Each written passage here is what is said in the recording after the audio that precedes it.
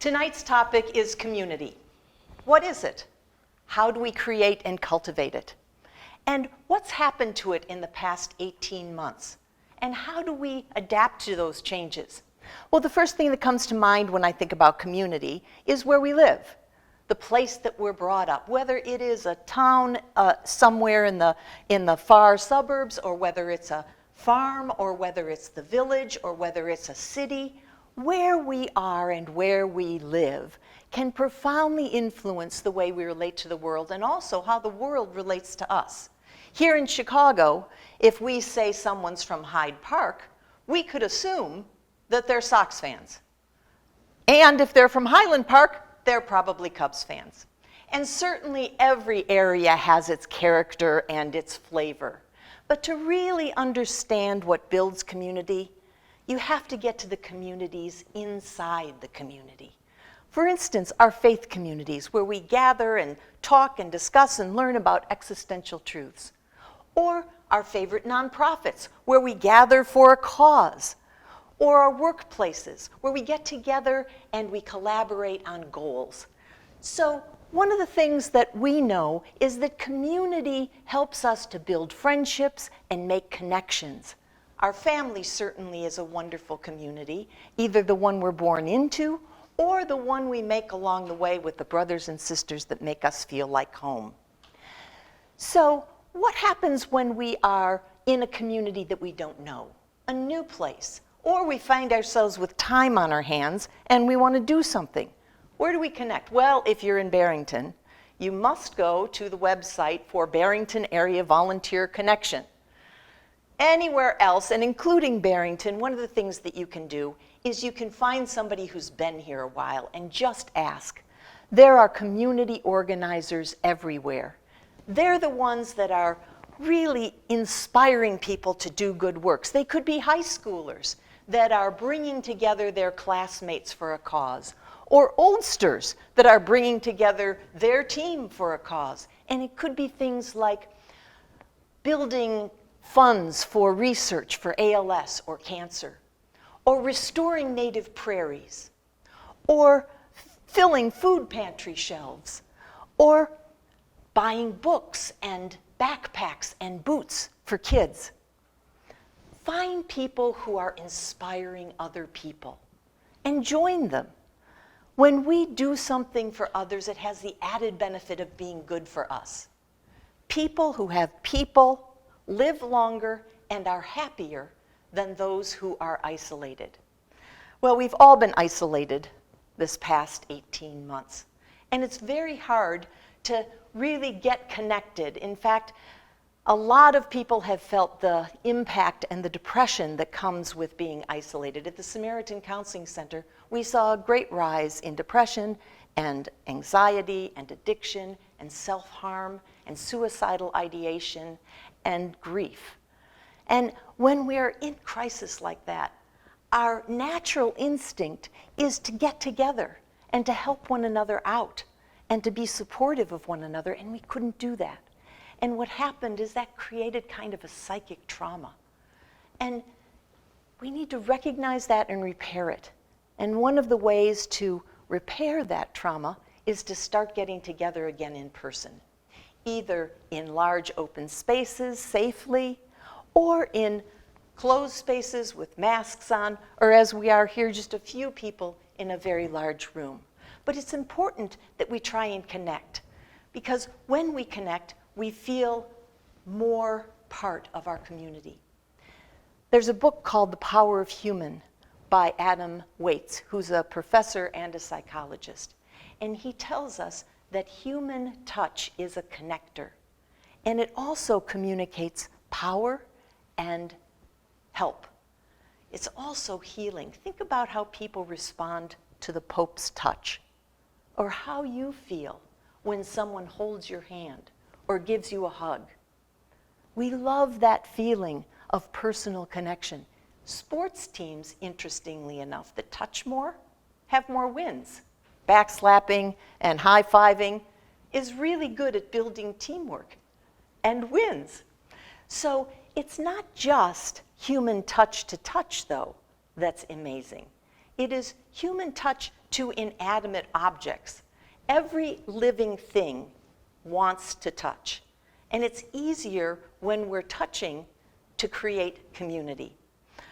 John Muir talks about how everything is connected to everything else. If you try and tease apart one thing from something else, it seems to be hitched to everything else in the universe.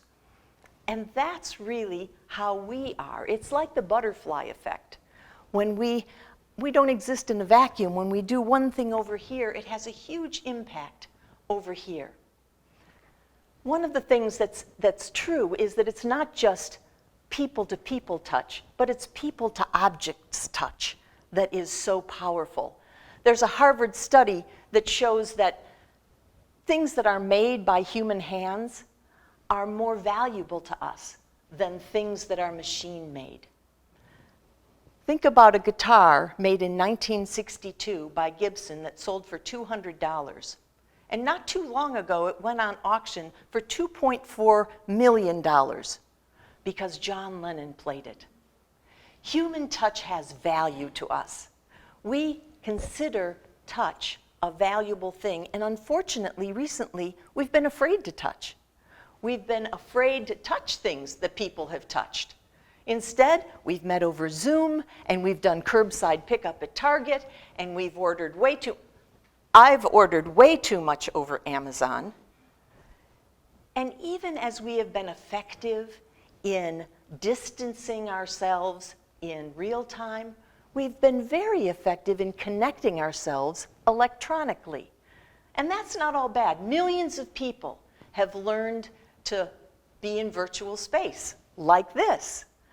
And I've connected with a group of high school girlfriends from across the country every week since the pandemic began. What a wonderful thing that is. So that's a benefit of this pandemic.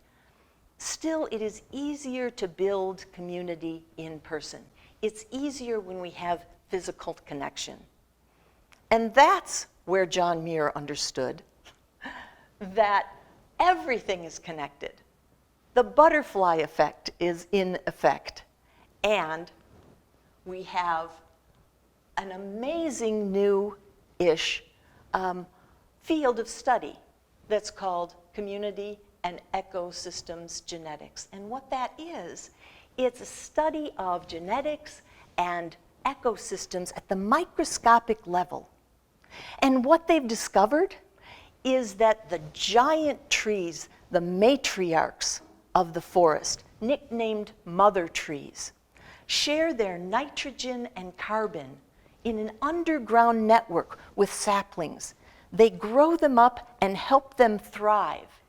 This underground network doesn't just get shared with the seedlings of the mother trees, but it also supports all of the other species around in an amazing help of the forest ecosystem and of the larger forest ecosystem. So these trees are the network in which everything gets connected underneath in the roots. And for me, understanding that nature has provided this wonderful example of community, of sharing, of communication, of chemical interactions, is a really compelling reason for why we, too, should have community and interaction. Because the same wisdom that made those connections in the ground made us. We are made for connection. We are made for interaction. We are made to be in community.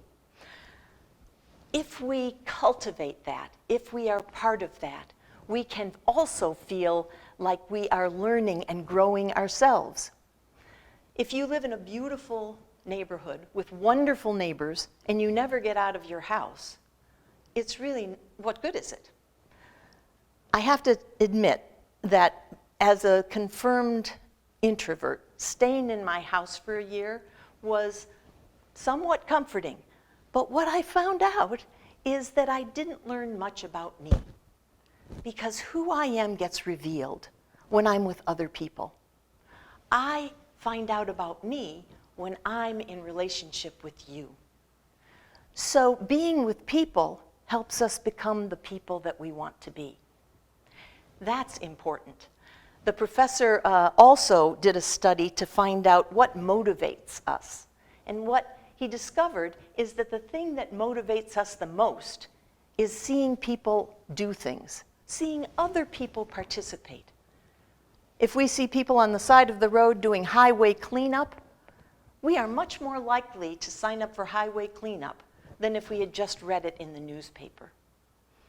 And if somebody that we admire is doing that cleanup, well, we're even more likely to do it. So we are fortunate to live in a community where there are many people that participate. There are many people that we admire. So we have lots of examples about that. I moved to Barrington when I was 32 years old. And I took my two little girls to a nature fair that was at a middle school. And there I met a mother tree named Sam. She is a matriarch in the community whose roots run so deep and her network is so vast, nurturing so many people and organizations. I was simply in awe of this little woman who had the most wonderful smile and the most radiant spirit and the most storehouse of knowledge, that I volunteered where she worked. I read her newsletter. I listened, I watched, and I learned. And her influence wasn't intentional on her part. She didn't ask to be a mentor to me.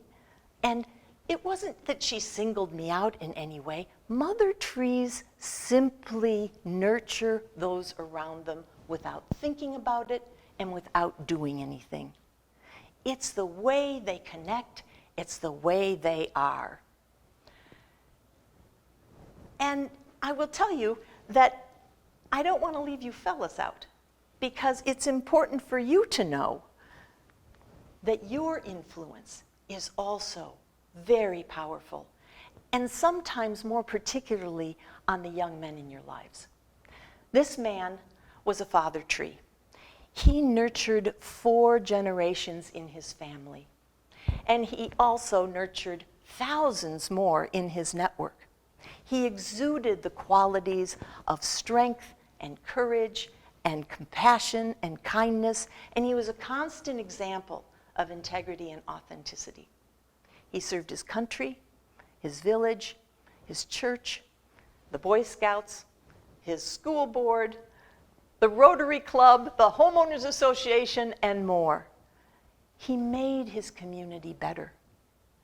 And what he would be quick to say is that his community made him better. And that's the power of connection. The power of connection is that it makes everyone stronger and better. So he lived to be 100 and a half. And every day, he thanked God for everything. Which brings me to spiritual traditions. As the Reverend, you knew I'd get there. So spiritual traditions across the board are the marks of a community that is strong. In the Jewish community, the expression of tikkun olam, heal or repair the world through acts of kindness and good deeds, requires human effort and human engagement. In Islam, marks of generosity and hospitality and helping others that are in need are present. In the Christian community, feeding the hungry, clothing the naked, taking care of those who are in prison, those are the marks of community. Even in the humanism community, being the best you can be so that others are also able to be the best they can be creates a better world. All of these things build community. And there's an old theologian, long gone, named Martin Buber, who expressed that the importance of relationship with one another, of community with one another, is that it all leads back to a fundamental relationship of us and our Creator. So when I'm interacting with you, I'm discovering who I am as a divine being.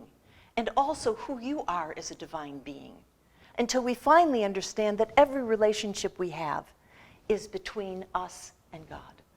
He called it the I-thou relationship, which is very much like that Sanskrit greeting of namaste. I bow to you. I bow because the divine in me recognizes and honors the divine in you. So here's the point.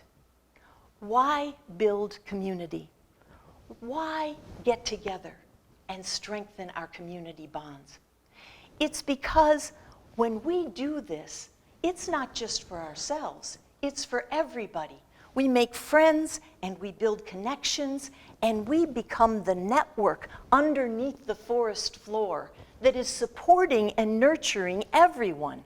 The small ones and the big ones, the old ones and the young ones, the weak ones and the strong ones.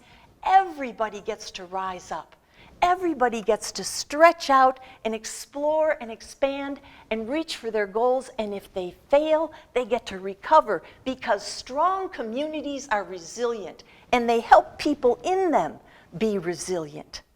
So when we build community, we're helping the individual and society as a whole. What I do for you, amazingly, ultimately, I do for me. And when we recognize that larger, more cosmic connection, we can find community anywhere, and we can improve community everywhere. So if you're young, and I'll let you define that as you will, hang around some elders and learn a little. Or hang around your well-connected peers and soak up their energy and enthusiasm and passion.